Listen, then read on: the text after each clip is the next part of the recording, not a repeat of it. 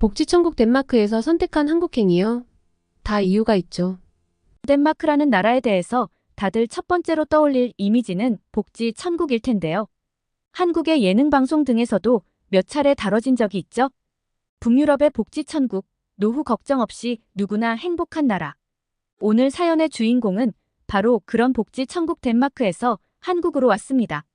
강력한 복지 체계 덕분에 아무런 걱정 없이 살 수 있다는 나라에서 무슨 이유로 한국행을 택했는지 궁금한데요. 오늘의 사연 시작합니다. 안녕하세요. 저는 덴마크 코펜하겐 출신의 시몬이라고 합니다. 지금은 한국에서 생활한 지 2년 차이고요. 한국인 남편과 함께 딸을 기르고 있죠. 한국에 와서 제가 정말 많이 들은 질문이 덴마크같이 살기 좋은 곳에서 왜 한국으로 왔냐는 이야기였습니다. 처음엔 그냥 인사치레인 줄 알았는데 듣다 보니 정말 궁금해서 이런 질문을 하시는 분들도 많더라고요.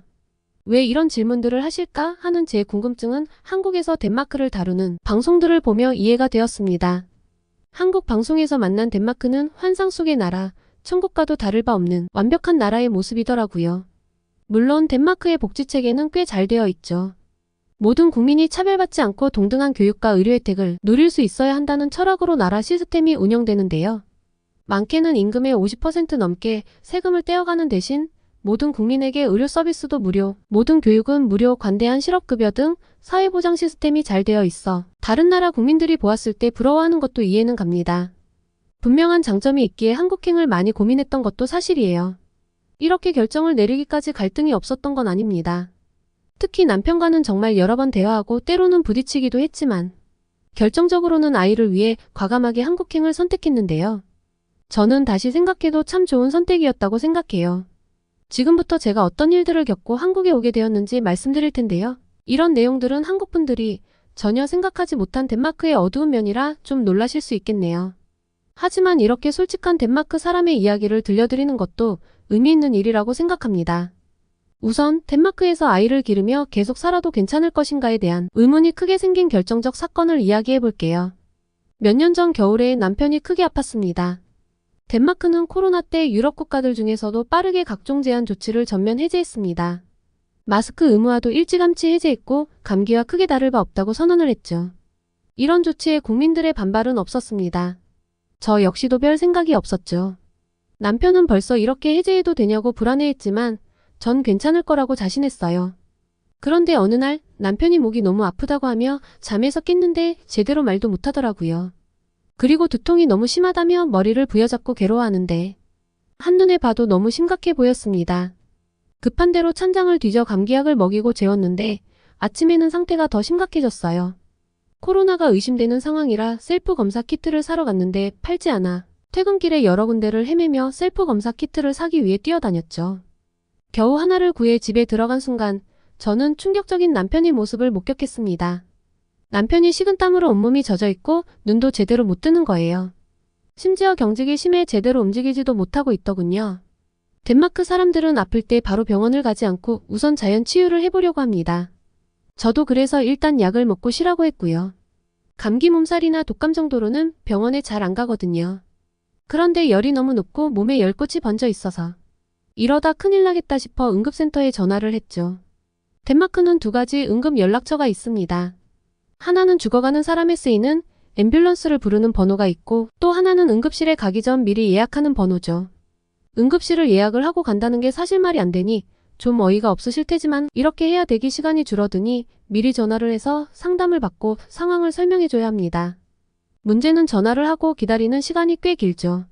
당장이라도 들쳐업고 병원으로 가고 싶었지만 예약 없이 간다면 응급실 앞에서 무한정 기다려야 할 수도 있어 물수건으로 남편을 닦아주며 초조하게 기다리는 것밖에 할 수 있는 일이 없더군요. 30분쯤 지나 겨우 자리가 나서 근처 응급실로 갈 수 있게 되었습니다. 택시를 타고 가는데 남편 입술은 바짝바짝 말라가고 숨도 제대로 못 쉬다가 의식을 잃더군요. 저는 이대로 남편이 죽는 줄 알았습니다. 제발 남편을 살려달라고 지나가는 의료진을 붙잡고 부탁을 했어요. 의료진들이 그제서야 달려와 조치를 취해줬고 남편은 다행히도 의식을 되찾았죠. 그리고 엄청난 통증과 마비 증상, 심한 기침과 두통, 구토 증상에 시달렸어요. 열은 40도까지 올랐다가 내리기를 반복했고 거의 5시간에 걸쳐 코로나 검사, 독감, 소변 검사를 했죠. 그리고 약을 먹고 안정을 찾고서는 엑스레이와 심전도 검사도 했습니다. 결과는 코로나도 음성, 독감도 음성이었죠. 그럼 뭐가 문제냐고 물어보니 알 수 없는 바이러스에 의한 급성 염증이 원인인 것 같다고 하더군요. 코로나 변이 같긴 한데 잘 모르겠고 이제 열이 내려서 생명에 지장이 없으니 집에 가라면서 만약 내일 다시 아프면 지피, 그러니까 지정주치의에게 연락을 하라고 했습니다. 다음날 연락한 저희의 지피는 스케줄이 다 차서 바쁘다며 다음 주에 오라고 하더군요. 제가 한국을 몰랐다면 이러한 것들의 문제점을 느끼지 않았을 수도 있을 것 같습니다. 하지만 한국에서 온 남편 덕에 다른 나라 사람들과도 교류가 활발했던 전 덴마크의 이러한 의료 시스템에 의문을 품을 수밖에 없었죠. 치료가 무료이면 뭐하나요? 한국처럼 미리 건강검진을 받지도 않고 뭔가 이상해서 검사를 받으려고 해도 최소 일주일에서 몇 달을 기다려야 하는데요. 오죽하면 기다리다 죽는다는 말도 나오곤 하겠어요. 이런 경험을 하고 나니 제 값을 치르고 제대로 된 의료 서비스를 받는 게 낫지 않나 라는 생각이 몽글몽글 피어오르더라고요. 남편은 결국 집에서 온갖 비타민과 약을 털어넣으며 완전히 나을 때까지 버텼고 다행히 회복을 했는데요. 한동안 이 일을 회상할 때면 울컥하고 눈물이 올라왔는데 이제 한국에서 이런 일은 겪지 않으니 이런 일도 덤덤하게 이야기할 수 있게 되네요. 물론 한 번씩 향수병이 찾아오긴 합니다. 하지만 VPN을 활용해서 덴마크의 OTT 컨텐츠를 보면 그리움도 달랠 수 있는 건 물론 덴마크의 친구들, 가족들과 멀리 떨어져 있는 느낌도 안 들어요. 이번에 감동 저장소를 통해 제가 사용하는 서프샤크 VPN을 소개할 수 있게 되어서 정말 기쁘네요. 여기서 시몬 씨의 강력 추천, 서프샤크 VPN을 소개하겠습니다. VPN은 IP를 우회해서 접속할 수 있는 프로그램입니다. VPN을 활용해 내가 원하는 국가로 우회해서 접속하면 다른 국가의 넷플릭스 컨텐츠를 볼 수 있어 한국에 거주하는 외국분들은 물론 한국에서 다양한 해외 자료가 필요한 분들이 주로 이용하는데요. 그 외에도 VPN은 개인 데이터와 온라인 활동을 암호화해서 공용 와이파이를 사용할 때도 해커들이 데이터를 훔칠 수 없습니다. 또한 인터넷 제공업체가 사용자를 추적하는 것을 차단합니다. 특히 최근 유행인 해외 직구들을 이용하다 보면 아무래도 보안 문제가 걱정되시죠? 무료 VPN은 개인정보 노출 위험이 있기 때문에 세계적으로 유명한 서프샤크 VPN을 사용하시는 것을 추천드려요. 한 달 사용료가 테이크아웃 커피 한 잔도 안 되는 값인데 하나의 구독으로 여러 사람이 접속 가능하니 가족들과 친구들과 함께 사용하기도 좋답니다. 게다가 30일 이내면 무조건 환불 보장도 되니 선택할 때 부담도 없죠. 설명란에 있는 서프샤크 링크를 클릭하시거나 제 프로모션 코드 감동을 입력하고 설날 특별 할인과 3개월 추가 무료 사용 혜택까지 놓치지 마세요. 잠시 감동 저장소 구독자분들을 위해 제가 사용하는 서프샤크 VPN을 소개했는데요. 정말 좋은 프로그램이니 꼭 한번 이용해 보세요. 그럼 다시 제 이야기를 해볼게요. 이 응급실 사건 후 처음으로 저희는 진지하게 덴마크 생활을 다시 생각해보기 시작했습니다. 덴마크에서는 치과와 정신과 그리고 약값 외에는 전부 무료입니다.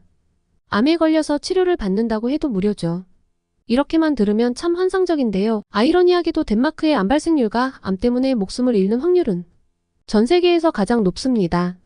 제 주변에서도 암을 발견했을 때 손을 쓸 수 없을 정도의 말기암 상태인 경우가 많았고요. 따로 민간보험을 들었다면 개인 의사를 찾아가 더 나은 서비스를 받을 수 있긴 있습니다.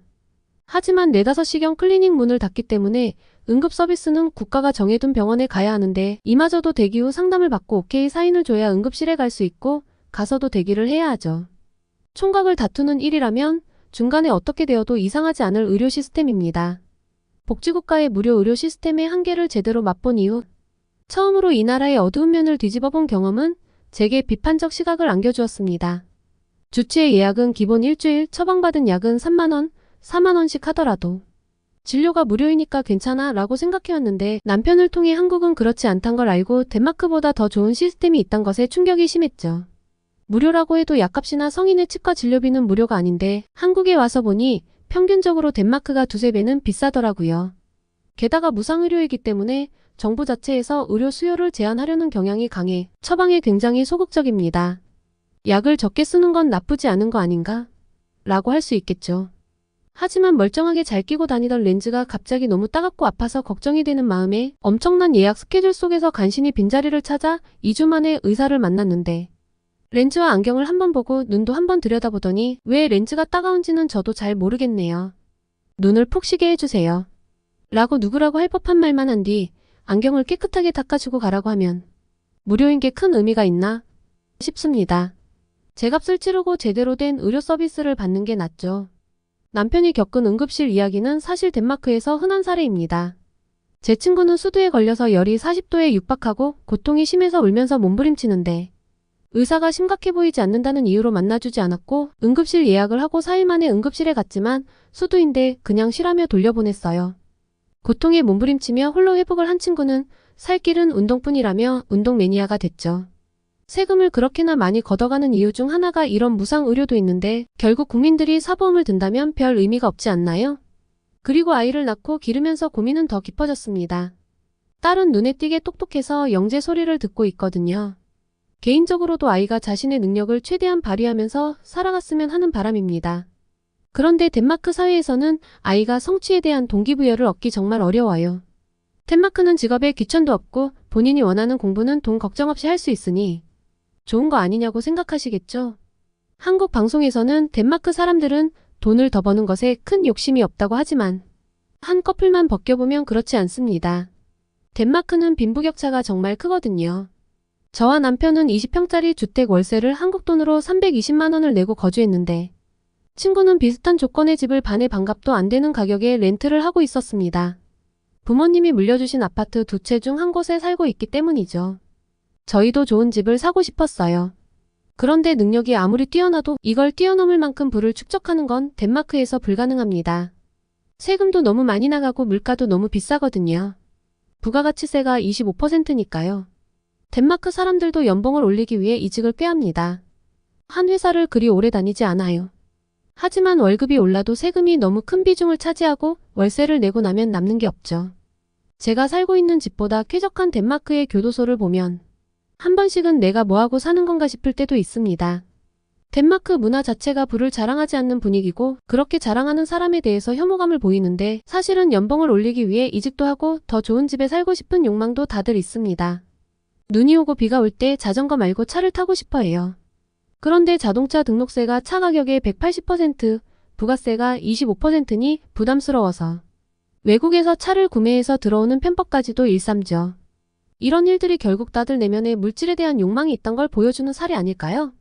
하지만 자산 자체가 압도적으로 불평등하게 시작하고 어마어마한 세금을 내고 나면 남는 것이 없어 개인의 노력으로 바꿀 수 없다는 사실을 깨닫고 무기력증과 우울증으로 정신과 약을 먹으며 버티거나 아니면 해외로 이주하거나 하게 되죠. 최근에 덴마크에서 대학까지 무료 교육을 받고 인근 유럽 국가나 미국 등으로 이주하는 사례가 엄청나게 늘어났습니다. 커리어를 중요시 여기고 좀 더 성공하고 싶은 사람들은 덴마크를 떠나고 있죠. 그렇다고 근무 환경이 아주 좋은 것도 아닙니다. 해고가 정말 쉽거든요. 대신 실업급여 제도가 잘 되어 있지 않냐고 반문하실 텐데 반은 맞고 반은 틀립니다. 실업급여를 받으려면 매달 빠져나가는 높은 소득세에 추가로 본인이 직접 실업보험 제도에 가입해야 합니다. 선택적으로 추가 보험비를 1년 이상 납부한 사람에게만 해당하는 제도죠. 근로자 누구나 실직을 하면 2년간 실업급여를 받을 수 있는 것이 아닙니다. 아이가 생기고 보니 이런 문제들이 다시 보이더군요. 나라의 젊고 유능한 인재들은 외국으로 빠져나가는데 고만고만한 사람들끼리 평등하게 사는 것이 과연 좋을까? 덴마크의 젊고 유능한 인재는 빠져나가고 그 자리를 메우는 건 제 남편 같은 외국인들입니다. 덴마크 사람들이 여유있게 일한다고는 하지만 반대로 외국인들은 죽어라 일하며 메꾸죠. 회사의 리더급 레벨에는 덴마크인이나 북유럽 사람보다 다른 나라 사람들이 많다는 것이 이런 걸 증명한다고 봅니다. 외국인들이 지탱하는 나라가 되어가지만 외국인에게 배타적이고 박한 나라가 바로 덴마크이고요. 남편이 아무리 덴마크에 적응한다 한들 결국 이방인이라는 것도 마음에 걸렸습니다. 사랑하는 제 딸을 가장 좋은 환경에서 기르고 싶은 마음에 미국, 캐나다, 인근 스웨덴 등 여러 나라를 따져보았는데요. 미국으로 이주한 사람들에게 미국 생활의 어려움을 물어보니 의료 시스템의 문제를 이야기하더라고요.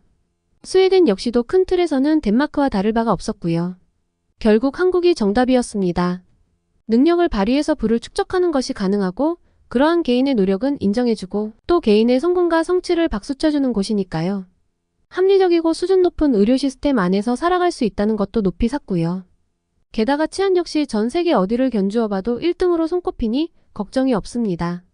그리고 덴마크에서는 외식이 너무 부담스러웠는데 한국에서는 한 번씩 외식도 하고 배달 음식도 시켜 먹으며 소소한 행복을 나누곤 하죠.